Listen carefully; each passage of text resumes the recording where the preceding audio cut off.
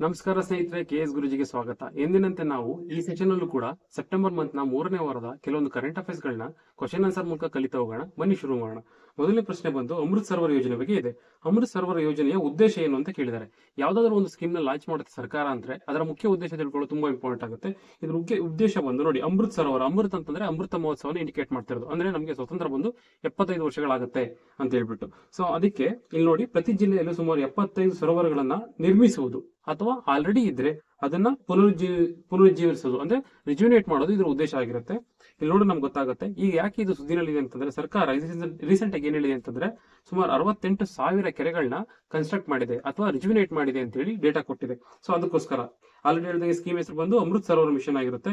ಇದನ್ನ ಇಂಪ್ಲಿಮೆಂಟ್ ಮಾಡ್ತಿರುವಂತದ್ದು ministry of rural development. ನೆನ್ಪಿಟ್ಕೋಬೇಕಾಗುತ್ತೆ, ministry of rural development. So ಇದ್ರ ಉದ್ದೇಶ ಏನಂತಂದ್ರೆ ನೋಡಿ, ಏಪ್ರಿಲ್ 2022 ಲಾಂಚ್ ಮಾಡಿದ್ರು. Constructing or rejuvenating 75 Amrit Sarovars each district. ಪ್ರತಿ ಡಿಸ್ಟ್ರಿಕ್ಟ್ ನಲ್ಲೂ 75 ಕೆರೆಗಳನ್ನ ನಿರ್ಮಾಣ ಮಾಡಬೇಕು ಅಥವಾ ರಿಜ್ಯೂನೇಟ್ ಮಾಡಬೇಕು ಅನ್ನೋದು ಇದರ ಉದ್ದೇಶ ಆಗಿರುತ್ತೆ. ಮುಂದಿನ ಒಂದು ಕ್ವಶನ್ ಹೋಗೋದಾದ್ರೆ, ಭಾರತದ ಬಾಹ್ಯಾಕಾಶ ಕ್ಷೇತ್ರದಲ್ಲಿ 100ನೇ ತಂತ್ರಜ್ಞಾನ ವರ್ಗಾವಣೆ ಒಪ್ಪಂದಕ್ಕೆ ಸಂಬಂಧಿಸಿದಂತೆ ಈ ಕೆಳಗಿನ ಹೇಳಿಕೆಗಳನ್ನು ಪರಿಗಣಿಸಿ. With reference to the India's 100th technology transfer agreement. ತುಂಬಾ ಇಂಪಾರ್ಟೆಂಟ್ ಅಗ್ರಿಮೆಂಟ್ ಇದೆ ಯಾವುದೋ ಒಂದು.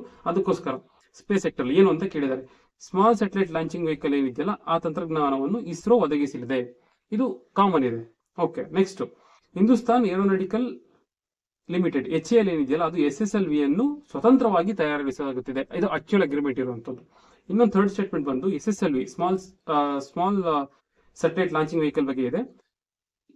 ಇದೇನ್ ಮಾಡುತ್ತೆ ಅಂತಂದ್ರೆ ಕೆಳಸ್ತರದ ಕಕ್ಷೆ ಅಂದ್ರೆ LEO ಅಂತ ಕರಿತೀವಿ, ಲೋವರ್ ಅರ್ತ್ ಆರ್ಬಿಟ್ ಅಂತ ಹೇಳಿ, ಅಲ್ಲಿಗೆ ಏನ್ ಮಾಡುತ್ತೆ ಅಂತಂದ್ರೆ ಈ ಸ್ಯಾಟಲೈಟ್ ಗಳನ್ನ ಕೊಂಡೊಯ್ಯಲು ವಿನ್ಯಾಸಗೊಳಿಸಲಾಗಿದೆ ಅಂತ. ಇದಕ್ಕೆ ಆನ್ಸರ್ ಬಂದು 1 2 3 3 ಕರೆಕ್ಟ್ ಆಗಿದೆ. ಈಗ ರೀಸೆಂಟ್ ಆಗಿ ಏನಾಗಿದೆ ಅಂತಂದ್ರೆ ನಮಗೆ ಗೊತ್ತಿದೆ, ಸ್ಪೇಸ್ ಸೆಕ್ಟರ್ ಅಲ್ಲಿ ಕೆಲವೊಂದು ಆರ್ಮ್ಗಳು ಬರುತ್ತೆ. ಫಾರ್ ಎಕ್ಸಾಂಪಲ್ ಇನ್ ಸ್ಪೇಸ್ ಅಂತ ಬರುತ್ತೆ ನೋಡಿ, ಇನ್ ಸ್ಪೇಸ್ ಅಂತ ಒಂದು ಬರುತ್ತೆ.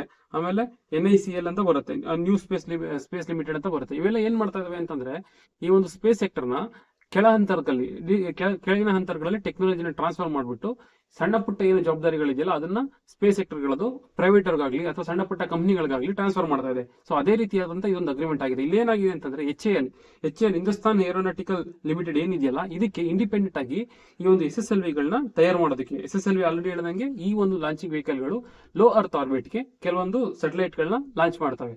ಸೊ ಹಂಗಾಗಿ ಈ ಒಂದು ಅಗ್ರಿಮೆಂಟ್ ಆಗಿರುವಂತದ್ದು. ಈ ಅಗ್ರಿಮೆಂಟ್ ಯಾವುದು ಸಂಬಂಧಪಟ್ಟಿದೆ ಅಂತ ನೆನ್ಪಿಟ್ಕೋಬೇಕಾಗುತ್ತೆ.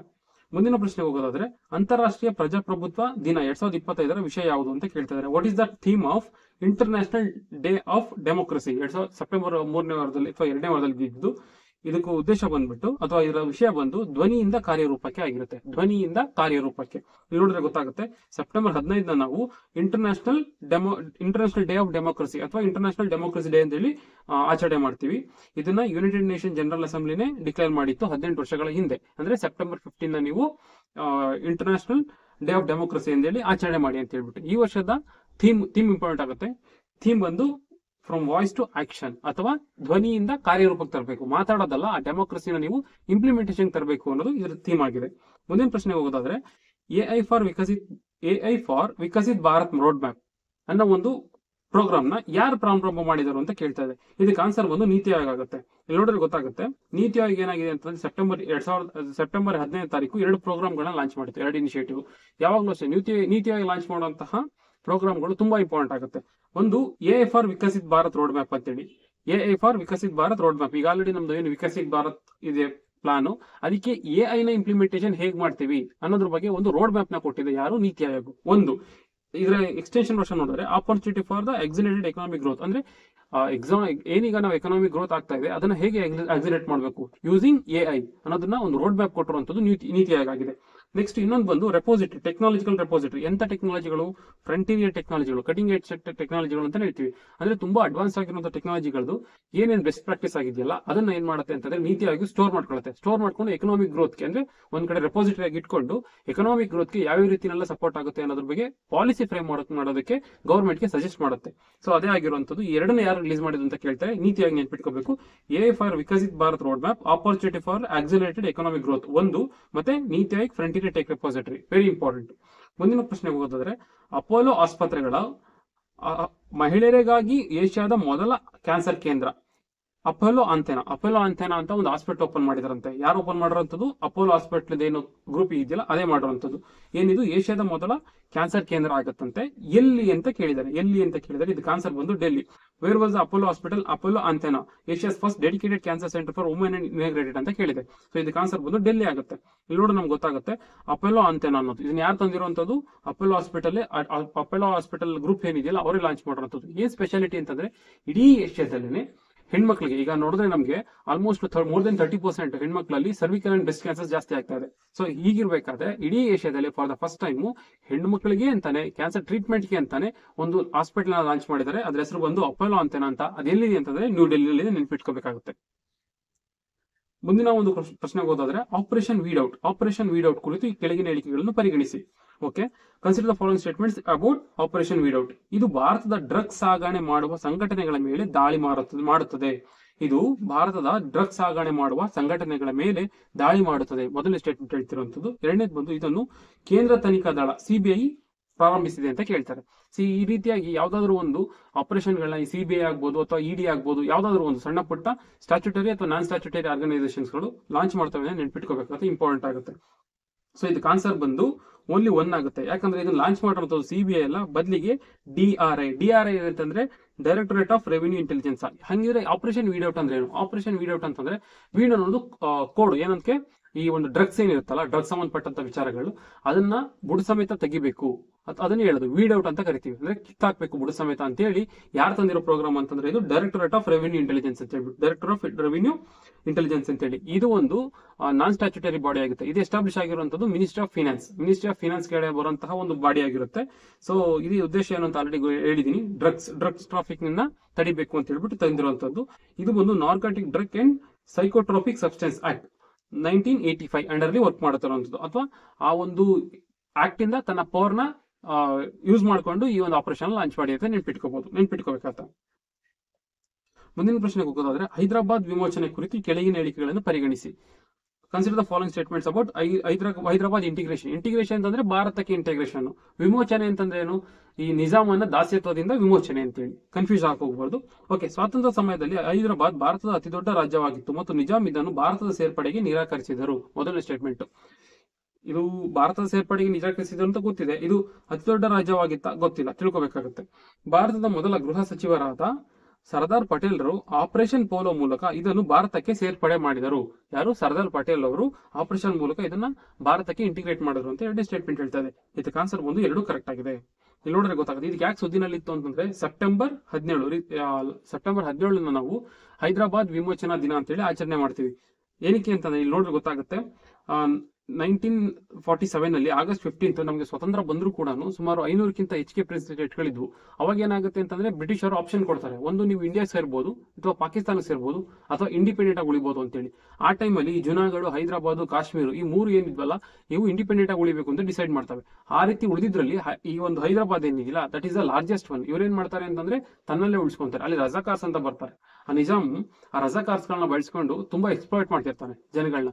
ಸೊ ಹಂಗಾಗಿ ಅವರು ಇಂಡಿಪೆಂಡೆಂಟ್ ಆಗಿದ್ದು ಅಲ್ಲಿ ಜನಗಳಿಗೆ ಒಂದೊಳ್ಳೆ ಕಂಡಕ್ಟಿವ್ ಎನ್ವಿರಾನ್ಮೆಂಟ್ ಇರಲಿಲ್ಲ, ಅಥವಾ ಇವರು ಇಂಡಿಯಾಗೆ ಸೇರೋ ತರನೂ ಇರಲಿಲ್ಲ. ಸೊ ಹಂಗಾಗಿ ಏನಾಗುತ್ತೆ ಅಂತಂದ್ರೆ ಸರ್ದಾರ್ ಪಟೇಲ್ ಅವರು ಅಲ್ಲಿ ಆ ಹೈದರಾಬಾದ್ ನ ವಿಮೋಚನೆ ಮಾಡಿ ಅದನ್ನ ಭಾರತಕ್ಕೆ ಸೇರಿಸಬೇಕು, ಇಂಟಿಗ್ರೇಟ್ ಮಾಡಬೇಕು ಅನ್ನೋ ಉದ್ದೇಶದಿಂದ operation polo, Indian army use ಮಾಡ್ಕೊಂಡು ಆಪರೇಷನ್ ಪೋಲೋ ಅನ್ನೋದು ಒಂದು ಪ್ರೋಗ್ರಾಮ್ ಲಾಂಚ್ ಮಾಡ್ತಾರೆ. ಇದನ್ನ ಸೆಪ್ಟೆಂಬರ್ 13ನೇ ತಾರೀಕು ಲಾಂಚ್ ಮಾಡ್ತಾರೆ 1948 ಅಲ್ಲಿ. ಸೆಪ್ಟೆಂಬರ್ 17 ಅಷ್ಟೊತ್ತಿಗೆ ಅದ್ರ ವಿಮೋಚನೆ ಆಗುತ್ತೆ. ಅದನ್ನ ನಾವೇನ್ ಮಾಡ್ತೀವಿ ಅಂತಂದ್ರೆ it is part of India ಅಂತ ಹೇಳಿ ಇಂಟಿಗ್ರೇಟ್ ಮಾಡ್ಕೋತೀವಿ. ಮುಂದಿನ ಆರ್ಟಿಕಲ್ ಹೋದಾದ್ರೆ ಭಾರತವು ಇತ್ತೀಚೆಗೆ ವಿಶ್ವಸಂಸ್ಥೆ ಸಾಮಾನ್ಯ ಸಭೆಯಲ್ಲಿ ನ್ಯೂಯಾರ್ಕ್ ಘೋಷಣೆಗೆ ಬೆಂಬಲ ನೀಡಿದೆ. ನ್ಯೂಯಾರ್ಕ್ ಘೋಷಣೆ ಅಥವಾ ನ್ಯೂಯಾರ್ಕ್ ಡಿಕ್ಲರೇಷನ್ ಅಂತ ಏನೋ ಮಾಡಿದ್ದಾರೆ ರೀಸೆಂಟ್ ಆಗಿ. ಅದಕ್ಕೆ ಇಂಡಿಯಾ ಓಕೆ ಅಂತ ಹೇಳಿದೆ ಅಥವಾ ಬೆಂಬಲ ಸೂಚಿಸಿದೆ. ಈ ಘೋಷಣೆ ಯಾವುದಕ್ಕೆ ಸಂಬಂಧಿಸಿದೆ ಅನ್ನೋದು ಪ್ರಶ್ನೆ ಆಗಿದೆ. ಏನಕ್ಕೆ ಅಂತಂದ್ರೆ ಇದು ಸಂಬಂಧಪಟ್ಟಿರುವಂತದ್ದು ಪ್ಯಾಲೆಸ್ತೈನ್ ರಾಜ್ಯದ ಮಾನ್ಯತೆ ಮತ್ತು 2 ರಾಜ್ಯಗಳ ಪರಿಹಾರ. ಇದರಲ್ಲಿ ನಾವು ಅಪ್ರಿಶಿಯೇಟ್ ಮಾಡುವಂತದ್ದು ಏನಂತಂದ್ರೆ ಇಸ್ರೇಲ್ ನಮ್ದ ಓಲ್ಡ್ ಫ್ರೆಂಡ್. ನಾವು ಇಷ್ಟೆಲ್ಲ ಸಪೋರ್ಟ್ ಮಾಡ್ತಿದ್ವಿ ಇಸ್ರೇಲ್ಗೆ ಇಷ್ಟೆಲ್ಲ ಸಪೋರ್ಟ್ ಮಾಡ್ತಿದ್ರು ಕೂಡ ಒಂದು ದಾಸ್ಯತ್ವ ಅಥವಾ ಒಂದು ಇಂಡಿಪೆಂಡೆನ್ಸ್ ಪ್ರತಿ ಕಂಟ್ರಿಗೂ ಇರಲೇಬೇಕು, ದಾಸ್ಯತ್ವದಿಂದ ಮುಕ್ತಿ ಆಗ್ಬೇಕು ಅಂತ ಹೇಳ್ಬಿಟ್ಟು ನಾವು ಸಪೋರ್ಟ್ ಮಾಡ್ತೀವಿ. ಸೊ ಹಂಗಾಗಿ ಈಗ 1947 ಇಂದ ಹಿಡಿದು ಇವತ್ತಿನವರೆಗೂ ಇಸ್ರೇಲ್ ಪ್ಯಾಲೆಸ್ತೈನ್ ಕಾನ್ಫ್ಲಿಕ್ಟ್ ನಡೀತಾನೆ ಬಂದಿದೆ. ಇಂಥದ್ರಲ್ಲಿ 2 ಸ್ಟೇಟ್ ಸೊಲ್ಯೂಷನ್ ಅಂತಂದ್ರೆ 2 ಸ್ಟೇಟ್ಸ್, ಯಾವುದು? ಇಸ್ರೇಲ್ ಒಂದು, ಪ್ಯಾಲೆಸ್ತೈನ್ ಒಂದು. ಪ್ಯಾಲೆಸ್ತೈನ್ಗೆ ನಾವು ಇಂಟರ್ನ್ಯಾಷನಲ್ ರೆಕಗ್ನೈಸೇಷನ್ ಕೊಡಬೇಕು ಅಂತ ಹೇಳಿ UN ಜನರಲ್ ಅಸೆಂಬ್ಲಿ ಡಿಸ್ಕಷನ್ ಆಗಿತ್ತು. ಸೊ ಅದಕ್ಕೆ ನ್ಯೂಯಾರ್ಕ್ ಡಿಕ್ಲರೇಷನ್ ಕೂಡ ಮಾಡಿದ್ರು. ಸೊ ಅದಕ್ಕೆ ನಾವು ಸಪೋರ್ಟ್ ಮಾಡಿದ್ವಿ. ಏನಕ್ಕೆ ಅಂತಂದ್ರೆ ಈ ಪ್ಯಾಲೆಸ್ತೈನ್ ಏನಿದೆಯಲ್ಲ ಇದಕ್ಕೆ ಸ್ಟೇಟ್ ಹುಡ್ ಕೊಡಬೇಕು ಅಂತ ಹೇಳಿ ನೆನ್ಪಿಟ್ಕೋಬೇಕಾಗತ್ತೆ. ಅಥವಾ ಈ ರೀತಿನೂ ಕೇಳ್ಬೋದು, 2 ಸ್ಟೇಟ್ ಸೊಲ್ಯೂಷನ್ ಯಾವ್ದಕ್ಕೆ ಸಂಬಂಧಪಟ್ಟಿದ್ದು ಅಂತ ಕೇಳ್ಬೋದು. ನೆನ್ಪಿಟ್ಕೊಳ್ಳಿ, ಇದು ಇಸ್ರೇಲ್ ಮತ್ತೆ ಪ್ಯಾಲೆಸ್ತೈನ್ ಸಂಬಂಧಪಟ್ಟಿದ್ದು. ಮುಂದಿನ ಪ್ರಶ್ನೆಗೆ ಹೋಗೋದಾದ್ರೆ, ಭದ್ರತಾ ಕಾರಣಗಳಿಂದ ಚೀನಾದ ನಾಗರಿಕರನ್ನು ತನ್ನ ಬಾಹ್ಯಾಕಾಶ ಕಾರ್ಯಕ್ರಮದಿಂದ ದೂರವಿಟ್ಟ ಸಂಸ್ಥೆ ಯಾವುದು? So which organisation has barred Chinese nationals from its space programme citing security concern? ಯಾವುದು ಅಂತ ಕೇಳ್ತಾರೆ. ಇದಕ್ಕೆ ಆನ್ಸರ್ ಬಂದು ನಾಸಾ. ಈ ಚೈನಾ ಏನಿದೆಯಲ್ಲ ಇದೊಂಥರ ನೆಲ, ಜಲ, ಆಕಾಶ ಎಲ್ಲಾ ಕಡೆನೂ ತನ್ನ ಒಂದು ವ್ಯಾಪ್ತಿನ ವಿಸ್ತರಿಸ್ತಾನೆ ಹೋಗ್ಬೇಕು, ಎಲ್ಲಾನು ತನ್ನ ಕಂಟ್ರೋಲ್ ತಗೋಬೇಕು ಅನ್ನೋ ಒಂದು ದಾಹ ಜಾಸ್ತಿ ಇದೆ ಇದಕ್ಕೆ. ಸೊ ಇದಕ್ಕೆ ಏನ್ ಮಾಡುತ್ತೆ ಅಂತಂದ್ರೆ ಇವನ್ ಸ್ಪೇಸ್ ರೇಸರ್ ಕೂಡ ತುಂಬಾ ಮುಂದುವರಿತಾ ಇದೆ. ಫಾರ್ ಎಕ್ಸಾಂಪಲ್ ನೋಡಿ, ಮೂನ್ ನಲ್ಲಿ ಇರುವಂತಹ ಕೆಲವೊಂದು ಇಂಪಾರ್ಟೆಂಟ್ ರಿಸೋರ್ಸಸ್ ಗಳನ್ನ ತಾನೇ ಕ್ಯಾಪ್ಚರ್ ಮಾಡ್ಕೋಬೇಕು, ತಾನೇ ಸ್ಪೇಸ್ ರೇಸ್ ಇಳಿಬೇಕು ಅನ್ನೋ ಒಂದು ದುರುದ್ದೇಶ ಇಟ್ಕೊಂಡಂತ ಚೈನಾ. ಇದನ್ನ ಅರ್ಥ ಮಾಡ್ಕೊಂಡಂತ ನಾಸಾ, ಅಮೆರಿಕದ ಪ್ರಖ್ಯಾತ ಬಾಹ್ಯಾಕಾಶ ಸಂಸ್ಥೆ ಏನ್ ಮಾಡುತ್ತೆ ಅಂತಂದ್ರೆ ಈ ಚೈನೀಸ್ ನ್ಯಾಷನಲಿಸ್ಟ್ ನ ಇವರು ಯಾವುದೇ ಒಂದು ಪ್ರೋಗ್ರಾಮ್ ಅಲ್ಲೂ ನಾವು ಇನ್ಕ್ಲೂಡ್ ಮಾಡಲ್ಲ ಅಂತ ಹೇಳಿ ಬಾರ್ ಮಾಡಿದ್ದಾರೆ. ಮುಂದಿನ ಒಂದು ಆರ್ಟಿಕಲ್ ಹೋಗೋದಾದ್ರೆ, ಇತ್ತೀಚೆಗೆ ಭಾರತವು 7 ಹೊಸ ನೈಸರ್ಗಿಕ ಸ್ಥಳಗಳನ್ನು ಯುನೆಸ್ಕೋ ಪಾರಂಪರಿಕ ತಾತ್ಕಾಲಿಕ ಪಟ್ಟಿಗೆ ಸೇರಿಸಿದೆ. 7 ಸೇರಿಸಿದಂತೆ ಅವುಗಳಲ್ಲಿ ಕೆಳಗಿನ ಯಾವುಗಳು ಸೇರಿವೆ? Recently India added 7 new natural sites to UNESCO tentative World Heritage Site. Which of the following among them? ಯಾವ್ಯಾವುದು ಅಂತ ಕೇಳಿದೆ. ಇದಕ್ಕೆ ಆನ್ಸರ್ ಆಪ್ಷನ್ಸ್ ನೋಡ್ತಾ ಹೋಗೋಣ. ಡೆಕ್ಕನ್ ಪ್ರಸ್ಥಭೂಮಿ, ಪಂಚಗಣಿ ಮತ್ತು ಮಹಾಬಲೇಶ್ವರ ಎಲ್ಲಿಂದ? ಮಹಾರಾಷ್ಟ್ರದಿಂದ. ಸೆಂಟ್ ಮೇರಿಸ್ ದ್ವೀಪ ಕರ್ನಾಟಕದ್ದು. ಅದಾದ್ಮೇಲೆ ಮೇಘಾಲಯ ಯುಗದ ಗುಹೆಗಳು, ಇದು ಮೇಘಾಲಯದು. ನೆಕ್ಸ್ಟ್ ವರಕಾಲ ಕಡಲ ತೀರ ಮಣೆಗಟ್ಟೆಗಳು ಕೇರಳ. ಸೊ ಇದಕ್ಕೆ ಆನ್ಸರ್ ಬಂದು 1, 2, 2 and 3, 1 to 4 ಮೇಲಿನ ಎಲ್ಲಾನು ಸೇರಿಸಿದೆ. ಎಲ್ಲಾನು ಈಗ ನಾವು ಟೆಂಟೇಟಿವ್ ಲಿಸ್ಟ್ ಸೇರಿಸಿದ್ವಿ. ಇಲ್ಲಿ ನೋಡಿದ್ರೆ ಗೊತ್ತಾಗುತ್ತೆ. ರೀಸೆಂಟ್ ಆಗಿ 7 ಸೈಟ್ಸ್ ನ ಯುನೆಸ್ಕೋ ಟೆಂಟೇಟಿವ್ ಲಿಸ್ಟ್. ಏನ್ ಟೆಂಟೇಟಿವ್ ಲಿಸ್ಟ್ ಅಂದ್ರೆ ಯಾವ್ದಾದ್ರು ಒಂದು ಸ್ಥಳಗಳಿಗೆ ನಾವು ಯುನೆಸ್ಕೋ ಹೆರಿಟೇಜ್ ಸೈಟ್ ಅಂತ ಡಿಕ್ಲೇರ್ ಮಾಡಿಸಬೇಕು ಅಂತಂದ್ರೆ ಅದು ಸುಲಭ ಆಗಿರಲ್ಲ. ಮೊದಲೇನ್ ಮಾಡುತ್ತೆ ಅಂತಂದ್ರೆ ಕೆಲವೊಂದು ಸ್ಥಳಗಳನ್ನ ASI ಅಂತಂದ್ರೆ ಆರ್ಕಿಯಾಲಜಿಕಲ್ ಸರ್ವೆ ಆಫ್ ಇಂಡಿಯಾ ಏನ್ ಮಾಡುತ್ತೆ ಅಂತಂದ್ರೆ ಕೆಲವೊಂದು ಪಟ್ಟಿಗಳನ್ನ ಲಿಸ್ಟ್ ಮಾಡಿ ಟೆಂಟೇಟಿವ್ ಲಿಸ್ಟ್ ಹಾಕುತ್ತೆ. ಟೆಂಟೇಟಿವ್ ಲಿಸ್ಟ್ ಹಾಕಿದಾಗ ಏನಾಗುತ್ತೆ ಅಂತಂದ್ರೆ ಒಂದು ಕಮಿಟಿ ಇರುತ್ತೆ. ಯುನೆಸ್ಕೋ ಹೆರಿಟೇಜ್ ಸೈಟ್ಸ್ ಒಂದು ಕಮಿಟಿ ಬರುತ್ತೆ. 21 ಮೆಂಬರ್ಸ್ ಇರುವಂತಹ ಒಂದು ಕಮಿಟಿ. ಈ ಕಮಿಟಿ ಏನ್ ಮಾಡುತ್ತೆ ಅಂತಂದ್ರೆ ಆ ಒಂದು ಸ್ಥಳಗಳ ಖುದ್ದಾಗಿ ಪೂರ್ತಿಯಾಗಿ ಅನಾಲಿಸಿಸ್ ಮಾಡುತ್ತೆ. ಒಂದು ಡಾಕ್ಯುಮೆಂಟೇಶನ್ ರೆಡಿ ಮಾಡಿರುತ್ತೆ ಆರ್ಕಿಯಾಲಜಿಕಲ್ ಸರ್ವೆ ಆಫ್ ಇಂಡಿಯಾ. ಅದನ್ನ ನೀಟಾಗಿ ಓದಿ ಅದು ನಿಜವಾಗ್ಲೂ ಅದರಲ್ಲಿ ಒಂದು ಯೂನಿವರ್ಸಲ್ ವ್ಯಾಲ್ಯೂ ಇದೆಯಾ, ಅದಕ್ಕೆ ಪ್ರೊಟೆಕ್ಷನ್ ಬೇಕಾಗಿದೆಯಾ, ಅದು ಅಷ್ಟು ಇಂಪಾರ್ಟೆಂಟ್ ಎಲ್ಲಾನು ಡಿಸ್ಕಸ್ ಮಾಡಿ ಇಲ್ಲಿ ವೋಟ್ ಆಗ್ತಾರೆ. ವೋಟ್ ಆಗಿ ಅಪ್ರೂವ್ ಆಯ್ತು ಅಂತಂದ್ರೆ ಅಗೇನ್ ಲಾಸ್ಟ್ ಅದೇನ್ ಮಾಡ್ತಾರೆ ಅಂತಂದ್ರೆ ತಗೊಂಡೋಗಿ ಯುನೆಸ್ಕೋ ಪರ್ಮನೆಂಟ್ ಲಿಸ್ಟ್ಗೆ ಆಡ್ ಮಾಡ್ತಾರೆ. ಸೊ ಅವಾಗ ಏನಾಗುತ್ತೆ, ಆ ಸೈಟ್ಸ್ ಗಳಿಗೆ ವರ್ಲ್ಡ್ ವೈಡ್ ರೆಕಗ್ನೈಸೇಷನ್ ಸಿಗುತ್ತೆ, ಮತ್ತೆ ಫಂಡಿಂಗ್ ಕೂಡ ಸಿಗುತ್ತೆ. ಸೊ ಅದಕ್ಕೋಸ್ಕರ ಅದು ಸುಲಭ ಆಗಿರಲ್ಲ. ಸೊ ಇದನ್ನ ಈಗ ಫಸ್ಟ್ ನಾವು ಟೆಂಟೇಟಿವ್ ಲಿಸ್ಟ್ ಹಾಕ್ಬೇಕು, ಅಲ್ಲಿಂದ ಅದು ಪರ್ಮನೆಂಟ್ ಲಿಸ್ಟ್ ಹೋಗುತ್ತೆ. ಸೊ ಈ ರೀತಿಯಾಗಿ ಟೆಂಟೇಟಿವ್ ಲಿಸ್ಟ್ ಆಡ್ ಮಾಡಿರ್ತಾವೆ ಯಾವ ರೀಸೆಂಟ್ ಆಗಿ ಅಂತ ಕೇಳ್ತಾರೆ. ಇದು ಇಂಪಾರ್ಟೆಂಟ್ ಆಗುತ್ತೆ, ನೆನ್ಪಿಟ್ಕೋಬೇಕಾಗುತ್ತೆ. ಡೆಕ್ಕನ್ ಟ್ರಾಪ್ಸ್ ಅಂಡ್ ಪಂಚಗಣಿ ಎಲ್ಲಿಂದ?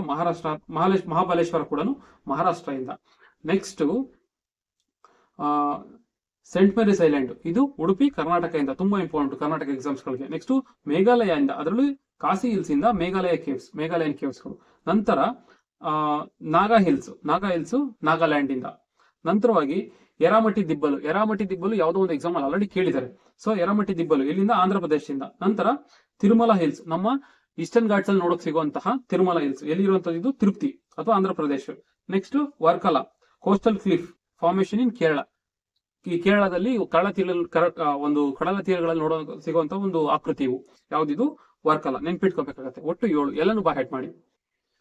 ಮುಂದಿನ ಆರ್ಟಿಕಲ್ ಹೋಗೋದಾದ್ರೆ, ಯಾವ ಒಪ್ಪಂದವು ಓಝೋನ್ ಪದರವನ್ನು, ಯಾವ ಒಪ್ಪಂದ ಅಂತ ಕೇಳ್ತಾ ಇದ್ದಾರೆ. ಕನ್ವೆನ್ಷನ್ಸ್ ಆಗ್ಬೋದು, ಪ್ರೋಟೋಕಾಲ್ ಆಗ್ಬೋದು.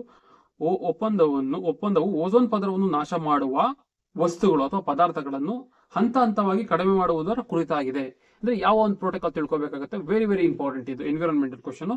ಇದಕ್ಕೆ ಆನ್ಸರ್ ಬಂದು ಮಾನಿಟ್ರಲ್ ಪ್ರೋಟೋಕಾಲ್ ಏನಾಗಿದೆ ಅಲ್ಲ, ಇದು ಬಂದು ಈ ಒಂದು ಓಝೋನ್ ಡಿಪ್ಲೀಟಿಂಗ್ ಸಬ್ಸ್ಟೆನ್ಸ್ ನಾವು ತೆಗಿಬೇಕು ಅಂತ ಹೇಳಿ ಪ್ಲಾನ್ ಮಾಡುವಂತಹ ಒಂದು ಕನ್ವೆನ್ಷನ್ ಆಗಿದೆ. ಇನ್ನು ರೋಟರ್ಡಮ್ ಒಪ್ಪಂದ ಏನಿದೆ ಅಂತಂದ್ರೆ ಇದಕ್ಕೆ ಈ ಕೆಮಿಕಲ್ಸ್, ಪೆಸ್ಟಿಸೈಡ್ಸ್ ಇವುಗಳನ್ನ ನಾವು ಬೇರೆ ಬೇರೆ ದೇಶಗಳಿಗೆ ಸಾಗಣೆ ಮಾಡಬೇಕು, ಇಂಪೋರ್ಟ್ ಮಾಡ್ಕೋಬೇಕು, ಎಕ್ಸ್ಪೋರ್ಟ್ ಮಾಡ್ಕೋಬೇಕು ಅಂತಂದ್ರೆ ಅದನ್ನ ಮಾನಿಟರ್ ಮಾಡಕ್ಕೆ ಇರುವಂತದ್ದು ಕೆಮಿಕಲ್ಸ್ ಅಂತ ಅನ್ಕೋಬಹುದು. ನೆಕ್ಸ್ಟ್ ಮಿನಿಮಟ ಕನ್ವೆನ್ಷನ್ ಬಂದು ಪಾದರಸ ಅಥವಾ ಮರ್ಕ್ಯೂರಿ ಏನಿದೆಯಲ್ಲ ಅದರಿಂದ ಆಗುವಂತಹ ಹಾನಿಗಳನ್ನ ತಪ್ಪಿಸಬೇಕು ಅಂತ ಮಾಡಿರುವಂತದ್ದು ಮಿನಿಮಟ ಕನ್ವೆನ್ಷನ್ಸ್. ನೆಕ್ಸ್ಟ್ ಒಂದು ರಾಮ್ಸರ್ ಸೈಟ್, ನಿಮ್ಗೆ ಎಲ್ಲರಿಗೂ ಫೆಮಿಲಿಯರ್ ಆಗಿರುತ್ತೆ. ಇದು ಬಂದು ವೆಟ್ಲ್ಯಾಂಡ್ ಪ್ರೊಟೆಕ್ಷನ್, ವೆಟ್ಲ್ಯಾಂಡ್ಗಳು ಅಥವಾ ಜೌಗು ಪ್ರದೇಶಗಳನ್ನ ಕಾಪಾಡ್ಕೋಬೇಕು ಅಂತ ಹೇಳಿ ಮಾಡಿರುವಂತದ್ದು ರಾಮ್ಸರ್ ಒಪ್ಪಂದ. ಇನ್ನು ಮಾನಿಟರ್ ಪ್ರೋಟೋಕಾಲ್ ಏನಿದೆಯಲ್ಲ ಇದು ಬಂದು ಓಝೋನ್ ಡಿಪ್ಲೀಟಿಂಗ್ ಸಬ್ಸ್ಟೆನ್ಸ್ ಅನ್ನ ಹಂತ ಹಂತವಾಗಿ ಕಡಿಮೆ ಮಾಡಬೇಕು ಅಂತ ಹೇಳ್ಬಿಟ್ಟು. ಇಲ್ಲಿ ನೋಡಿದ್ರೆ ಗೊತ್ತಾಗುತ್ತೆ ಯಾಕೆ ಈ ಸುದ್ದಿನಲ್ಲಿದೆ ಅಂತಂದ್ರೆ ಸೆಪ್ಟೆಂಬರ್ 16 ನಾವು ವರ್ಲ್ಡ್ ಓಝೋನ್ ಡೇ ಅಂತೇಳಿ ಆಚರಣೆ ಮಾಡ್ಕೋತೀವಿ. ಸೊ ಡೇಸ್ ಅಂಡ್ ಥೀಮ್ಸ್ ಅಂತ ಬಂದಾಗ ಡೇಸ್ ಇಂಪಾರ್ಟೆಂಟ್ ಆಗುತ್ತೆ, ಅದ್ರ ಜೊತೆಗೆ ಥೀಮ್ಸ್ ಕೂಡ ಇಂಪಾರ್ಟೆಂಟ್ ಆಗುತ್ತೆ. ಅದರ ಥೀಮ್ ಬಂದು from science to global action. From science to global action ಅನ್ನೋದು ಈ ವರ್ಷದ ಥೀಮ್ ಆಗಿರುತ್ತೆ, ನೆನ್ಪಿಟ್ಕೋಬೇಕಾಗುತ್ತೆ. ಇದು ಹೆಂಗ್ ಬಂತು ಅಂತಂದ್ರೆ ಮಾನಿಟರ್ ಪ್ರೋಟೋಕಾಲ್ ಯಾವಾಗ ಓಝೋನ್ ಡಿಪ್ಲೀಷನ್ ಆಗುತ್ತೆ ಅಂತ ಗೊತ್ತಾಗುತ್ತೆ ಏನ್ ಮಾಡ್ತಾರೆ ಅಂತಂದ್ರೆ ಮಾನಿಟರ್ ಪ್ರೋಟೋಕಾಲ್ ತಂದ್ಬಿಟ್ಟು ಆ ಓಝೋನ್ ಡಿಪ್ಲೀಟಿಂಗ್ ಸಬ್ಸ್ಟೆನ್ಸ್ ಗಳನ್ನ ಸ್ಟಾಪ್ ಮಾಡಬೇಕು ಅಂತ ಪ್ಲಾನ್ ಮಾಡ್ತಾರೆ. ಓಝೋನ್ ಡಿಪ್ಲೀಟಿಂಗ್ ಸಬ್ಸ್ಟೆನ್ಸ್ ಅಂತ ಯಾವುವು? ಈಗ ಫಾರ್ ಎಕ್ಸಾಂಪಲ್ CFC ಆಗ್ಬೋದು, ಅಥವಾ HFC ಆಗ್ಬೋದು, ಅಥವಾ HCFC ಆಗ್ಬೋದು. ಇವುಗಳನ್ನ ಫೇಸ್ ಔಟ್ ಮಾಡಬೇಕು ಅಂತ ಮಾಡ್ತಾರೆ. ಫಸ್ಟ್ ಏನ್ ಮಾಡ್ತಾರೆ ಅಂತಂದ್ರೆ ಮಾನಿಟರ್ ಪ್ರೋಟೋಕಾಲ್ ಮಾಡಿದಾಗ ಈ HFC ಬಗ್ಗೆ ಅವ್ರಿಗೆ ಐಡಿಯಾ ಇರೋದಿಲ್ಲ. ಸೊ ಇವ್ರು ಏನ್ ಮಾಡ್ತಾರೆ ಅಂತಂದ್ರೆ CFC ಮತ್ತೆ HCFC ನ ಫೇಸ್ ಔಟ್ ಮಾಡ್ಬಿಡ್ಬೇಕು. ಯಾಕಂದ್ರೆ ಇವು ಏನ್ ಯೂಸ್ ಮಾಡ್ತಾರೆ ಅಂತಂದ್ರೆ ಈ AC ಕೂಲರ್ಗಳು ಇಲ್ಲಿ ಯೂಸ್ ಮಾಡುವಂತದ್ದು, ಇವೆರಡನ್ನ ತೆಗೆದ್ಬಿಡೋಣ. ಯಾಕಂದ್ರೆ ಇವು ಓಝೋನ್ ನ ಡಿಪ್ಲೀಟ್ ಮಾಡ್ತಿದೆ. ಓಝೋನ್ ಅಲ್ಲಿ 2 ತರ ಬರುತ್ತೆ, ಒಂದು ಸ್ಟ್ರಾಟೋಸ್ಫಿಯರ್ ಅಲ್ಲಿ ಬರುತ್ತೆ, ಇನ್ನೊಂದು ಟ್ರೋಪೋಸ್ಫಿಯರ್ ಅಲ್ಲಿ ಬರುತ್ತೆ. ಟ್ರೋಪೋಸ್ಫಿಯರ್ ಅಂತಂದ್ರೆ ಕೆಳ ಹಂತದಲ್ಲಿ ಸಿಗುವಂತದ್ದು, ಸ್ಟ್ರಾಟೋಸ್ಫಿಯರ್ ಅಂತಂದ್ರೆ ಮೇಲ್ಗಡೆ ಇರುವಂತದ್ದು. ಆ ಸ್ಟ್ರಾಟೋಸ್ಫಿಯರ್ ಇರುವಂತಹ ಓಝೋನು ಈ O3 ಅಂತ ಏನ್ ಹೇಳ್ತೀವೋ ದಟ್ ಇಸ್ ಗುಡ್. ಯಾಕಂತಂದ್ರೆ ಅದು ನಮ್ಮನ್ನು ಪ್ರೊಟೆಕ್ಟ್ ಮಾಡುತ್ತೆ, ಹಾರ್ಮ್ಫುಲ್ ರೈಸ್ UV ರೇಸ್ ಇಂದ ನಮ್ಮನ್ನು ಪ್ರೊಟೆಕ್ಟ್ ಮಾಡುತ್ತೆ. ಬಟ್ ಕೆಳಗಡೆ ಇರುವಂತದ್ದು secondary pollutant. Okay, what ever it is, ಆ ಒಂದು ಸ್ಟ್ರಾಟೋಸ್ಫಿಯರ್ ಇರುವಂತ ಓಝೋನ್ ಪ್ರೊಟೆಕ್ಟ್ ಮಾಡ್ತಾ ಇದೆ, ಓಝೋನ್ ನಮ್ಮನ್ನು ಪ್ರೊಟೆಕ್ಟ್ ಮಾಡ್ತಾ ಇದೆ. ಆದ್ರೆ ಅದನ್ನ ಡಿಪ್ಲೀಟ್ ಮಾಡ್ತಾ ಇದೆ ಯಾವ ಈ CFC ಮತ್ತೆ HFCಗಳು. ಸೊ ಹಾಗಾಗಿ ಈ ಕೆಮಿಕಲ್ಸ್ ನ ತೆಗಿಬೇಕು ಅಂತ ಹೇಳಿ. ಇನ್ನೂ ಸ್ಪೆಸಿಫಿಕ್ ಆಗಿ ಹೇಳ್ಬೇಕು ಅಂತಂದ್ರೆ ಈ ಬ್ರೋಮೈನ್, ಕ್ಲೋರಿನ್ ಇರುವಂತಹ ಸಬ್ಸ್ಟೆನ್ಸ್ ಗಳನ್ನ ಫೇಸ್ ಔಟ್ ಮಾಡಬೇಕು ಅಂತ ಹೇಳಿ ಡಿಸೈಡ್ ಮಾಡ್ತಾರೆ. ಹಂಗಿದ್ರೆ ಈಗ ಆಲ್ರೆಡಿ ನಾವು AC ಮತ್ತೆ ಕೂಲರ್ ಗಳಲ್ಲಿ ಯೂಸ್ ಮಾಡ್ತಾ ಇದೀವಿ ಈ ಒಂದು CFC ಮತ್ತು HCFC ನ. ಇದಕ್ಕೇನ್ ಆಲ್ಟರ್ನೇಟಿವ್ ಅಂತಂದಾಗ HFC ಅಂತ ಹೇಳ್ತಾರೆ. ಆಮೇಲೆ ಬರ್ತಾ ಗೊತ್ತಾಗುತ್ತೆ ಈ HFC ಇದು ಕೂಡ ಓಝೋನ್ ಡಿಪ್ಲೀಟಿಂಗ್ ಗೆ ಕಾರಣ ಆಗ್ತಾ ಇದೆ, ಗ್ಲೋಬಲ್ ವಾರ್ಮಿಂಗ್ ಗೆ ಕಾರಣ ಆಗ್ತಾ ಇದೆ ಅಂತ ಹೇಳಿ. ಸೊ ಅವಾಗ ಏನ್ ಮಾಡ್ತಾರೆ ಅಂತಂದ್ರೆ ಈ ಮಾನಿಟರ್ ಪ್ರೋಟೋಕಾಲ್ ಗೆ ಒಂದು ಕಿಗಾಲಿ ಅಮೆಂಡ್ಮೆಂಟ್ ಅಂತ ತರ್ತಾರೆ. ಈ ಕಿಗಾಲಿ ಅಮೆಂಡ್ಮೆಂಟ್ ತಂದು ಈ HFC ಸ್ಟಾಪ್ ಮಾಡ್ತಾರೆ. ಸೊ ನೆನ್ಪಿಟ್ಕೋಬೇಕಾಗತ್ತೆ ಮಾನಿಟರ್ ಪ್ರೋಟೋಕಾಲ್. ಮುಂದಿನ ಕ್ವಶನ್ ಹೋಗೋದಾದ್ರೆ ಮೆನೆಂಗೋ ಎನ್ಸೆಫಿಲೈಟಿಸ್ ನೆನ್ಪಿಟ್ಕೋಬೇಕು. ಮೆನೆಂಗೋ ಅಂತ ಹೇಳ್ಬೋದು ಅಥವಾ ಮೆನೆಂಜೋ ಅಂತ ಹೇಳ್ಬೋದು. ಮೆನೆಂಗೋ ಎನ್ಸೆಫಿಲೈಟಿಸ್ ಕುರಿತು ಈ ಕೆಳಗಿನ ಹೇಳಿಕೆಗಳನ್ನು ಪರಿಗಣಿಸಿ. ಇದು ಸುಮಾರು ಒಂದು 15 ದಿನದಿಂದ ಸುದ್ದಿಯಲ್ಲಿದ್ದಂತ ರೋಗ. ಓಕೆ, ಇದು ನೈಗ್ಲೀರಿಯಾ ಫೋಲೆರಿ ಎಂಬ ಬ್ಯಾಕ್ಟೀರಿಯಾಗಳಿಂದ ಉಂಟಾಗುತ್ತದೆ. ನೈಗ್ಲೀರಿಯಾ ಫೋಲೆರಿ ಅನ್ನುವಂತ ಬ್ಯಾಕ್ಟೀರಿಯಿಂದ ಬರುತ್ತಂತೆ ಈ ಮೆನೆಂಗೈಟಿಸ್ ಎನ್ಸೆಫಿಲೈಟಿಸ್ ಅನ್ನೋದು. ಓಕೆ, ಇದು ಒಂದು ಅಪರೂಪದ ಮೆದುಳಿನ ಸೋಂಕು, ಮೆದುಳಿಗೆ ಹಾನಿ ಮಾಡುತ್ತದೆ ಮತ್ತು ಮಾರಣಾಂತಿಕವಾಗಬಹುದು. ನಾನು ಯಾವಾಗ ಹೇಳ್ತೀನಿ, ಯಾವ್ದಾದ್ರು ಒಂದು ಹೊಸ ರೋಗ ಬಂತು ಅಂತಂದ್ರೆ ಅದ್ರ ಹೆಸರು ತಿಳ್ಕೊಳಕ್ಕಾಗದೇ ಇದ್ರೂ ಪರವಾಗಿಲ್ಲ, ಅಟ್ಲೀಸ್ಟ್ ಅದು ವೈರಲ್ಲ, ಬ್ಯಾಕ್ಟೀರಿಯಲ್ಲ, ಅಥವಾ ಯಾವ್ದಾದ್ರು ಬೇರೆ ರೀತಿಯಲ್ಲಿ ಬರ್ತಾ ಇದೆ ಅದನ್ನ ತಿಳ್ಕೊಳ್ಳೋದು ಇಂಪಾರ್ಟೆಂಟ್ ಆಗುತ್ತೆ. ಆಕ್ಚುಲಿ ಇದು ಬ್ಯಾಕ್ಟೀರಿಯಾ ಅಲ್ಲ, ಇದು ಅಮೀಬಾ ಇಂದ ಬರ್ತಿರುವಂತದ್ದು. ಸೊ ಇದು ಅಮೀಬಾ ಬರ್ತಿರೋದು. ಇದ್ರ ಪೂರ್ತಿ ಹೆಸರು ಬಂದು ಅಮೀಬಿಕ್ ಮೆನೆಂಜೈಟಿಸ್ ಎನ್ಸೆಫಲೈಟಿಸ್ ಅಂತ ಹೇಳ್ಬಿಟ್ಟು. ಇದೇನ್ ಮಾಡುತ್ತೆ ಅಂತಂದ್ರೆ ಫ್ರೆಶ್ ವಾಟರ್ ಅಥವಾ ಮೂಗಿನ ಮೂಲಕನೂ ಹೋಗುತ್ತಂತ. ಇದು ಮೂಗಿನ ಮೂಲಕ ಏನಾಗುತ್ತೆ, ಬಾಡಿ ಒಳಗಡೆ ಎಂಟರ್ ಆಗುತ್ತೆ. ಎಂಟರ್ ಆದ್ಮೇಲೆ ಏನಾಗುತ್ತೆ, ನಮ್ಗೆ ಬ್ರೈನ್ ನ ಕಾಪಾಡ್ ಮಾಡೋದಕ್ಕೆ ಅಂತಾನೆ ಒಂದು ಮೆನೆಂಜೈಟಿಸ್ ಲೇಯರ್ ಅಂತ ಬರುತ್ತೆ. ಮೆನೆಂಜೈಟಿಸ್ ಲೇಯರ್ ಅಂದ್ರೆ ಬ್ರೈನ್ ಅಂತ ಅಷ್ಟೇ ಅಲ್ಲ, ಬ್ರೈನ್ ಮತ್ತೆ ಸ್ಪೈನಲ್ ಕಾರ್ಡ್ ನ ಕಾಪಾಡೋದಕ್ಕೆ ಇರುವಂತ ಲೇಯರ್ ಬಂದು ಮೆನೆಂಜೈಟಿಸ್. ಈ ಮೆನೆಂಜೈಟಿಸ್ ಏನ್ ಮಾಡುತ್ತೆ ಅಂತಂದ್ರೆ ಇದು ತಿಂದು ಹಾಳು ಮಾಡ್ಬಿಡುತ್ತೆ. ಹಾಳು ಮಾಡಿ ಈ ಒಂದು ಬೇರೆ ರೋಗಗಳಿಗೆ ಅಥವಾ ಬೇರೆ ಒಂದು ವೀಕ್ನೆಸ್ ಗಳಿಗೆ ಕಾರಣ ಆಗಿ ಶುರು ಆಗುತ್ತೆ. ಸೊ ಇದು ಎಲ್ಲಿವರೆಗೂ ಹೋಗುತ್ತೆ ಅಂತಂದ್ರೆ ಮೊದಲು ಹೆಲುಸಿನೇಷನ್, ಭ್ರಮೆ, ಕನ್ಫ್ಯೂಷನ್ ಈ ತರದಿಂದ ಹಿಡಿದು ಕೊನೆಗೆ ಇದು ಮಾರಣಾಂತಿಕ ಸಾವು ಕೂಡ ತಂದೊಡ್ಬಹುದು. ಸೊ ಹಾಗಾಗಿ ನೆನ್ಪಿಟ್ಕೋಬೇಕಾಗುತ್ತೆ, ಇದು ಅಮೀಬಿಕ್ ಇಂದ ಬರುವಂತದ್ದು. ಇದು ಹೆಂಗ್ ವರ್ಕ್ ಆಗುತ್ತೆ ಅಂತ ಆಲ್ರೆಡಿ ಹೇಳಿದೀನಿ. ಸೊ ನೆಗ್ಲೇರಿಯಾ ಫೊಲೆರಿ ಅಂತ ಹೇಳ್ಬಿಟ್ಟು ಅಮೀಬಾ ಹೆಸರು. ಮುಂದಿನ ಪ್ರಶ್ನೆ ಬಂದು ಚಹಬಾರ್ ಪೋರ್ಟ್ ಬಗ್ಗೆ ಇದೆ. ಚಹಬಾರ್ ಬಂದರು ಕುರಿತು ಕೆಳಗಿನ ಹೇಳಿಕೆಗಳನ್ನು ಪರಿಗಣಿಸಿ. ಚಹಬಾರ್ ಬಂದರು ಇರಾಕ್ ನಲ್ಲಿ ಇದೆ ಮತ್ತು ಇದು ಕಾರ್ಯತಾಂತ್ರಿಕ ಪ್ರಾಮುಖ್ಯತೆ ಉಳ್ಳದ್ದು. ಅಂದ್ರೆ ಇರಾಕ್ ಅಲ್ಲಿ ಇದೆಯಂತೆ, ಮತ್ತೆ ಇದು ಸ್ಟ್ರಾಟಜಿಕಲಿ ಇಂಪಾರ್ಟೆನ್ಸ್ ಇದೆಯಂತೆ ಇದಕ್ಕೆ. ಈ ಬಂದರು ಭಾರತಕ್ಕೆ ಪಾಕಿಸ್ತಾನವನ್ನು ಹಾದು ಆಫ್ಘಾನಿಸ್ತಾನ್ ಮತ್ತು ಮಧ್ಯ ಏಷ್ಯಾಕ್ಕೆ ಪರ್ಯಾಯ ವ್ಯಾಪಾರ ಮಾರ್ಗವನ್ನು ಸೂಚಿಸುತ್ತದೆ. ಇದು ಇರಾಕ್ ಅಲ್ಲಿ ಇದೆ ಅಂತ ಮೊದಲನೇ ಸ್ಟೇಟ್ಮೆಂಟ್ ಹೇಳ್ತಾ ಇದೆ. ಎರಡನೇ ಸ್ಟೇಟ್ಮೆಂಟ್ ಬಂದು ಇದು ಪಾಕಿಸ್ತಾನ ಬೈಪಾಸ್ ಮಾಡಿ ನಾವು ಆಫ್ಘಾನಿಸ್ತಾನ್ ಮತ್ತೆ ಸೆಂಟ್ರಲ್ ಏಷ್ಯಾನ ರೀಚ್ ಮಾಡೋದಕ್ಕೆ ಸಹಾಯ ಮಾಡುತ್ತೆ ಅಂತ ಹೇಳ್ತಾ ಇದೆ. ಇಲ್ಲಿ ಆನ್ಸರ್ ಬಂದು 2 ಮಾತ್ರ ಆಗುತ್ತೆ. ಯಾಕಂತಂದ್ರೆ ಈ ಬಂದರು ಇರುವಂತದ್ದು ಇರಾಕ್ ಅಲ್ಲ, ಬದಲಿಗೆ ಇರಾನ್. ಹುಷಾರಾಗಿರ್ಬೇಕು, ಇರಾಕ್ ಅಲ್ಲ, ಇದು ಬದಲಾಗಿ ಇರಾನ್ ಅಲ್ಲಿ ಇರುವಂತದ್ದು. ಹೌದು, ಈ ಬಂದರ್ ಯಾಕೆ ಈಗ ಸುದ್ದಿನಲ್ಲಿದೆ ಅಂತಂದ್ರೆ ಇರಾನ್ ಅಲ್ಲಿ ಇರುವಂತಹ ಈ ಚಹಬಾರ್ ಪೋರ್ಟ್ ಇದನ್ನ ನಾವೇ ಬಿಲ್ಡ್ ಮಾಡಿದ್ದು. ಇದನ್ನ ಏನಕ್ಕೆ ನಾವು ಬಿಲ್ಡ್ ಮಾಡಿದ್ವಿ ಅಂತಂದ್ರೆ ಈ ಒಂದು ಬಂದರ್ನ ಮೂಲಕ ನಾವು ಇರಾನ್ ನ ರೀಚ್ ಆಗಿ, ಇರಾನ್ ನಿಂದ ಆಫ್ಘಾನಿಸ್ತಾನ್ ರೀಚ್ ಆಗಿ ಅಥವಾ ಸೆಂಟ್ರಲ್ ಏಷ್ಯಾನ ರೀಚ್ ಆಗಿ ಮುಂದೆ ಯುರೋಪ್ಗಳನ್ನ ಕನೆಕ್ಟ್ ಮಾಡೋದಕ್ಕೆ ವ್ಯಾಪಾರ ವಹಿವಾಟುಗಳಿಗೆ ಹೆಲ್ಪ್ ಆಗುತ್ತೆ ಅಂತ ಹೇಳ್ಬಿಟ್ಟು ನಾವು ಯೂಶಲಿ ಪಾಕಿಸ್ತಾನದಿಂದ ರೀಚ್ ಆಗಕ್ಕೆ ಆಗೋದೇ ಇಲ್ಲ. ಮತ್ತೆ ನಮಗೂ ಅವ್ರಿಗೂ ಸಂಬಂಧ ಸರಿ ಇಲ್ಲ. ಜೊತೆಗೆ ಏನಾಗಿತ್ತು ಅಂತಂದ್ರೆ ಚೈನಾ ಈ ಪಾಕಿಸ್ತಾನ್ ಜೊತೆ ತನ್ನ ಒಂದು ವ್ಯಾಪಾರ ವ್ಯವಹಾರಗಳನ್ನ ಇಂಪ್ರೂವ್ ಮಾಡ್ಕೊಂಡು ಚೈನಾ ಪಾಕಿಸ್ತಾನ್ ನಲ್ಲಿ ಗ್ವಾದರ್ ಪೋರ್ಟ್ ನ ಬಿಲ್ಡ್ ಮಾಡಿತ್ತು. ಸೊ ಈಗ ನಾವೇನಾಗುತ್ತೆ ಅಂತಂದ್ರೆ ಇರಾನ್ ನಲ್ಲಿ ಈ ತರಹ ಒಂದು ಚಹಬಾರ್ ಪೋರ್ಟ್ ನ ಬಿಲ್ಡ್ ಮಾಡೋದ್ರಿಂದ ಒಂದು ಚೈನಾ ಮತ್ತೆ ಪಾಕಿಸ್ತಾನ ಎರಡಕ್ಕೂ ಕೌಂಟರ್ ಕೊಟ್ಟಂಗಾಗುತ್ತೆ. ಮತ್ತೆ ನಮ್ಮ ವ್ಯಾಪಾರ ವಹಿವಾಟನ್ನ ಇರಾನ್ನ ಮೂಲಕ ಮುಂದುವರ್ಸಂಗಾಗುತ್ತೆ ಅಂತೇಳಿ ನಾವು ಅದನ್ನ ಬಿಲ್ಡ್ ಮಾಡಿದ್ವಿ. ಬಟ್ ಏನಾಗಿತ್ತು ಅಂತಂದ್ರೆ ಈ ಒಂದು ಬಂದರ್ ಮೇಲೆ ಸ್ಯಾಂಕ್ಷನ್ ಇರಿತ್ತು ಯುಎಸ್ಗೂ ಇರಾನ್ಗೂ ಯಾವಕ್ಕೂ ಆಗೋದಿಲ್ಲ. ಸೊ ಹಾಗಾಗಿ ಸ್ಯಾಂಕ್ಷನ್ ಇರಿತ್ತು. 2018ರಲ್ಲಿ ಆ ಸ್ಯಾಂಕ್ಷನ್ ತೆಗ್ದಿತ್ತು. ಈಗ ಏನ್ ಮಾಡಿದೆ ಅಂತಂದ್ರೆ ಆ ಸ್ಯಾಂಕ್ಷನ್ ಮತ್ತೆ ರೀಪೋನ್ಸ್ ಮಾಡ್ತಾ ಇದೆ. ಸೊ ಅದಕ್ಕೆ ಈ ಸುದ್ದಿನಲ್ಲಿ ಇರುವಂತದ್ದು ನೆನ್ಪಿಟ್ಕೋಬೇಕಾಗುತ್ತೆ. Location important. ಮುಂದಿನ ಪ್ರಶ್ನೆ ಬರೋದಾದ್ರೆ, ಭಾರತ ಇತ್ತೀಚೆಗೆ ಸ್ಥಾಪಿಸಿದ ಮೊದಲ ವಿದೇಶಿ ರಕ್ಷಣಾ ತಯಾರಿಕಾ ಘಟಕ ಯಾವ ದೇಶದಲ್ಲಿದೆ ಅಂತ ಕೇಳಿದ್ದಾರೆ. ಅಂದ್ರೆ ವಿದೇಶದಲ್ಲಿ ತನ್ನ ರಕ್ಷಣಾ ಘಟಕನ for the first time India establish ಮಾಡಿದೆ, ಎಲ್ಲಿ ಅಂತ ಕೇಳ್ತಾ ಇದ್ದಾರೆ. ಇದಕ್ಕೆ ಆನ್ಸರ್ ಬಂದು Morocco. India recently establish first overseas defence manufacturing plant. ಎಲ್ಲಿ? ಮೊರಾಕೋದಲ್ಲಿ ಎಸ್ಟಾಬ್ಲಿಷ್ ಮಾಡಿರೋದು. ಇಲ್ಲಿ ನೋಡಿದ್ರೆ ಗೊತ್ತಾಗುತ್ತೆ, ಎಲ್ಲಿ? ಮೊರಾಕೋನಲ್ಲಿ. ಸೊ ನೆನ್ಪಿಟ್ಕೋಬೇಕಾಗುತ್ತೆ. ಲೊಕೇಶನ್ ಕೇಳ್ತಾರೆ. ಮೊರಾಕೋದಲ್ಲಿ ಅಂದ್ರೆ ಆಫ್ರಿಕಾದಲ್ಲಿ ನಾವು ಫಸ್ಟ್ ಯಾವ್ದಾದ್ರು ಎಸ್ಟಾಬ್ಲಿಷ್ ಮಾಡ್ತಾ ಇದೀವಿ ಅಂದ್ರೆ ಇಂಡಿಯಾದಲ್ಲಿ ಅಥವಾ ಓವರ್ಸೀನಲ್ಲಿ ಯಾವ್ದಾದ್ರು ಎಸ್ಟಾಬ್ಲಿಷ್ ಮಾಡ್ತಾ ಇದೀವಿ ಅಂತಂದ್ರೆ ಇದೇ ಫಸ್ಟ್ ಆಗುತ್ತೆ. ಬಟ್ ಮೊರಾಕೋದಲ್ಲಿ ನಮ್ಗಿನ್ನ ಮುಂಚೆ US, ಇಸ್ರೇಲ್, ಚೈನಾಗಳು ಕೂಡ ತಮ್ಮ ಮಿಲಿಟರಿ ಯೂನಿಟ್ಗಳನ್ನ ಎಸ್ಟಾಬ್ಲಿಷ್ ಮಾಡಿದೆ. ಮುಂದಿನ ಪ್ರಶ್ನೆಗೆ ಹೋಗೋದಾದ್ರೆ, ಮೋಹನ್ ಲಾಲ್ ಅವರ ಕುರಿತು ಕೆಳಗಿನ ಹೇಳಿಕೆಗಳನ್ನು ಪರಿಗಣಿಸಿ. ಮೋಹನ್ ಲಾಲ್ ಅವರಿಗೆ 2023ರ ದಾದಾ ಸಾಹೇಬ್ ಫಾಲ್ಕೆ ಪ್ರಶಸ್ತಿ ಪ್ರದಾನವಾಗಿದೆ. ಅವರಿಗೆ ದಾದಾ ಸಾಹೇಬ್ ಫಾಲ್ಕೆ ಪ್ರಶಸ್ತಿ ಬಂದಿದೆಯಂತೆ. ಎರಡನೇ ಸ್ಟೇಟ್ಮೆಂಟ್ ಬಂದು, ಅವರು ಈ ಪ್ರಶಸ್ತಿಯ ಅತ್ಯಂತ ಕಿರಿಯ ಸ್ವೀಕೃತರು ಮತ್ತು ಎರಡನೇ ಮಲಯಾಳಿಯಾಗಿದ್ದಾರೆ. ಅವರು ಈ ಅವಾರ್ಡ್ ನ ರಿಸೀವ್ ಮಾಡಿರೋದ್ರಲ್ಲೇ ಯಂಗೆಸ್ಟ್ ಅಂತೆ. ಮತ್ತೆ ಮಲಯಾಳಿಗಳಲ್ಲಿ ಅಂದ್ರೆ ಕೇರಳದವರಿಗೆ ಸಿಕ್ಕಿರುವಂತದ್ದು ಇದು ಎರಡನೇ ಅವಾರ್ಡ್ ಅಂತ ಹೇಳ್ತಾ ಇದೆ. ಅಂದ್ರೆ ಇದು ಸಿನಿಮಾ ಕ್ಷೇತ್ರದಲ್ಲಿ ಕೊಡುವಂತದ್ದು ಅವಾರ್ಡ್. ಇದು ಎರಡು ಕರೆಕ್ಟ್ ಆಗಿದೆ. ಇಲ್ಲಿ ನೋಡಿದ್ರೆ ಗೊತ್ತಾಗುತ್ತೆ. ಈಗ ರೀಸೆಂಟ್ ಆಗಿ ದಾದಾ ಫಾಲ್ಕೆ ಪ್ರಶಸ್ತಿ ಬಂದಿದೆ. ದಾದಾ ಫಾಲ್ಕೆ ಪ್ರಶಸ್ತಿ ಅಂತಂದ್ರೆ ಆ ಸಿನಿಮಾ ಜಗತ್ತಿನಲ್ಲೇ ಅತ್ಯುನ್ನತ ಅವಾರ್ಡ್ ಅಂತ ಹೇಳ್ಬೋದು, ಹೈಯೆಸ್ಟ್ ಆನರ್ ಅಂತ ಹೇಳ್ಬೋದು. ಯಾವುದು? ದಾದಾ ಫಾಲ್ಕೆ ಪ್ರಶಸ್ತಿ. ಸೊ ಇದನ್ನ ಕೊಡ್ತಾ ಇದ್ದಾರೆ. ಇದು ಈಗ ಸದ್ಯಕ್ಕೆ ಮೋಹನ್ ಲಾಲ್ ಅವ್ರಿಗೆ ಬಂದಿದೆ. ಮಲಯಾಳ ಸಿನಿಮಾದ ಮೋಹನ್ ಲಾಲ್ ಅವ್ರಿಗೆ ಬಂದಿದೆ. ಸೊ ಈ ಪ್ರಶಸ್ತಿ ತಗೊಂಡಿರೋರಲ್ಲೇ ಇವರು ಯಂಗೆಸ್ಟ್ ಅಂತೆ, ಇವರೇ ಅಂತೆ, ತುಂಬಾ ಚಿಕ್ಕವರು ಮೋಹನ್ ಲಾಲ್ ಅವರು. ಮತ್ತೆ ಇಲ್ಲಿ ನೋಡಿ ಕೊಟ್ಟಿದ್ದಾರೆ, ಇವರೇ ಯಂಗೆಸ್ಟ್ ಇದ್ದಾರೆ.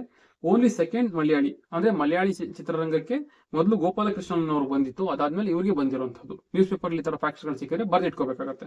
ಮುಂದಿನ ಆರ್ಟಿಕಲ್ ಹೋಗೋದಾದ್ರೆ, ನ್ಯಾಷನಲ್ ಮೆರಿಟೈಮ್ ಹೆರಿಟೇಜ್ ಕಾಂಪ್ಲೆಕ್ಸ್ ಅಥವಾ ರಾಷ್ಟ್ರೀಯ ಸಾಗರ ಪಾರಂಪರಿಕ ಸಂಕೀರ್ಣ ಕುರಿತು ಕೆಳಗಿನ ಹೇಳಿಕೆಗಳನ್ನು ಪರಿಗಣಿಸಿ. ಇದು ಗುಜರಾತ್ ರಾಜ್ಯದ ಅಹಮದಾಬಾದ್ ಜಿಲ್ಲೆಯ ಧೋಲವೀರದಲ್ಲಿ ನಿರ್ಮಾಣವಾಗುತ್ತಿದೆ ಅಂತ ಕೇಳಿದ್ದಾರೆ. ಮೊದಲನೇ ಸ್ಟೇಟ್ಮೆಂಟ್. ಎರಡನೇ ಸ್ಟೇಟ್ಮೆಂಟ್ ಬಂದು, ಈ ಕಾಂಪ್ಲೆಕ್ಸ್ ಭಾರತದ ಸಾಗರಿಕ ಇತಿಹಾಸವನ್ನು ಸಾರುತ್ತಾ ಲೈಟ್ ಹೌಸ್, ಮ್ಯೂಸಿಯಂ ಮತ್ತು ಥೀಮ್ ಪಾರ್ಕ್ ಗಳನ್ನು ಒಳಗೊಂಡಿದೆ ಅಂತ ಹೇಳ್ತಾ ಇದೆ. ಇದಕ್ಕೆ ಆನ್ಸರ್ ಬಂದು 2 ಓನ್ಲಿ ಆಗುತ್ತೆ. ಇದು ಗುಜರಾತ್ ಅಲ್ಲೇ ಬಿಲ್ಡ್ ಆಗ್ತಾ ಇರೋದು. ಬಟ್ ಧೋಲವೀರದಲ್ಲ, ಬದಲಿಗೆ ಲೋಥಾಲ್ ಅಲ್ಲಿ ಬಿಲ್ಡ್ ಆಗ್ತಾ ಇರೋದು. ಇಲ್ಲಿ ನೋಡ್ರೆ ನಮ್ಗೆ ಗೊತ್ತಾಗುತ್ತೆ, ಈ ಒಂದು national maritime heritage complex build ಆಗ್ತಾ ಇರುವಂತದ್ದು ಲೋಥಾಲ್ ನಲ್ಲಿ, ಗುಜರಾತ್ ನ ಲೋಥಾಲ್ ನಲ್ಲಿ ಬಿಲ್ಡ್ ಆಗ್ತಾ ಇರುವಂತದ್ದು. ಸೊ ಮತ್ತೆ ಇದು ಏನಾದ್ರು ಇಲ್ಲಿ ಲೈಟ್ ಹೌಸ್ ಕೂಡ ಬಿಲ್ಡ್ ಮಾಡ್ತಾ ಇದಾರೆ. ಲೈಟ್ ಹೌಸ್ ಮ್ಯೂಸಿಯಂ ಬಿಲ್ಡ್ ಮಾಡ್ತಾ ಇದಾರೆ, ಥೀಮ್ ಪಾರ್ಕ್ ಮಾಡ್ತಾ ಇದಾರೆ, ಒಂದು ಯೂನಿವರ್ಸಿಟಿ ಎಸ್ಟಾಬ್ಲಿಷ್ ಮಾಡ್ತಾ ಇದಾರೆ, ರಿಸರ್ಚ್ ಇನ್ಸ್ಟಿಟ್ಯೂಟ್ ಕೂಡ ಎಸ್ಟಾಬ್ಲಿಷ್ ಮಾಡ್ತಾ ಇದಾರೆ ಲೋಥಾಲ್ ಅಲ್ಲಿ. ಸೊ ಮತ್ತೆ ಇಲ್ಲಿ ಇದೇನು ಲೈಟ್ ಹೌಸ್ ಬಿಲ್ಡ್ ಮಾಡ್ತಾ ಇದಾರಲ್ಲ, ಈ ಲೈಟ್ ಹೌಸ್ ಬಿಲ್ಡ್ ಆದ್ಮೇಲೆ ಪ್ರಪಂಚದಲ್ಲಿ ಅತಿ ಎತ್ತರವಾದ ಲೈಟ್ ಹೌಸ್ ಇದಾಗತ್ತಂತೆ. ನೆನ್ಪಿಟ್ಕೋಬೇಕು ಲೊಕೇಶನ್ ಯಾವುದು ಅಂತ ಹೇಳ್ಬಿಟ್ಟು, ಲೋಥಾಲ್. ಮುಂದಿನ ಒಂದು ಪ್ರಶ್ನೆ ಹೋಗೋದಾದ್ರೆ, ದೀಪಿಕಾ ವಿದ್ಯಾರ್ಥಿ ವೇತನ ಕುರಿತು ಈ ಕೆಳಗಿನ ಹೇಳಿಕೆಯನ್ನು ಪರಿಗಣಿಸಿ. ಇದು ವಿದ್ಯಾರ್ಥಿನಿಯರಿಗೆ ವರ್ಷಕ್ಕೆ 3 ಲಕ್ಷ ಒದಗಿಸುತ್ತದೆ ಅಂದ್ರೆ ದುಡ್ಡು ಕೊಡ್ತಾರಂತೆ, ಸ್ಕಾಲರ್ಶಿಪ್ 3 ಲಕ್ಷ ಕೊಡ್ತಾರಂತೆ. ಎರಡನೇ ಸ್ಟೇಟ್ಮೆಂಟ್ ಬಂದು, ಈ ಕಾರ್ಯಕ್ರಮವು ಉನ್ನತ ಶಿಕ್ಷಣ ಇಲಾಖೆ ಮತ್ತು ಅಜಿಂ ಪ್ರೇಮ್ಜಿ ಫೌಂಡೇಶನ್ ಸಹಯೋಗದಲ್ಲಿ ಪ್ರಾರಂಭಿಸಲಾಗಿದೆ. ಹೌದು, ಇದು ಉನ್ನತ ಶಿಕ್ಷಣ ಇಲಾಖೆ ಮತ್ತು ಅಜಿಂ ಪ್ರೇಮ್ಜಿ ಫೌಂಡೇಶನ್ ಸಹಾಯದೊಂದಿಗೆ ಆಗಿರುವಂತದ್ದು. ಬಟ್ ಆದ್ರೆ ಇಲ್ಲಿ ಕೊಡ್ತಿರುವಂತದ್ದು ವಿದ್ಯಾರ್ಥಿಗಳಿಗೆ ವರ್ಷಕ್ಕೆ 3 ಲಕ್ಷ ಅಲ್ಲ, ಬದಲಿಗೆ 30,000. ಸೊ ಹಂಗಾಗಿ ಇದಕ್ಕೆ ಆನ್ಸರ್ ಬಂದು 2 ಓನ್ಲಿ ಆಗುತ್ತೆ. ಇಲ್ಲಿ ನೋಡಿದ್ರೆ ಗೊತ್ತಾಗುತ್ತೆ, ದೀಪಿಕಾ ಸ್ಟೂಡೆಂಟ್ ಸ್ಕಾಲರ್ಶಿಪ್ ನ ಈಗ ಸರ್ಕಾರ ಲಾಂಚ್ ಮಾಡಿದೆ. ಇದೇನಕ್ಕೆ ಅಂತಂದ್ರೆ ವಾರ್ಷಿಕವಾಗಿ 30,000 ಪರ್ ಇಯರ್ ಅಂದ್ರೆ ವರ್ಷಕ್ಕೆ 30,000 ಸ್ಕಾಲರ್ಶಿಪ್ ಗಳನ್ನ ವಿದ್ಯಾರ್ಥಿನಿಯರಿಗೆ ಕೊಡುತ್ತಂತೆ.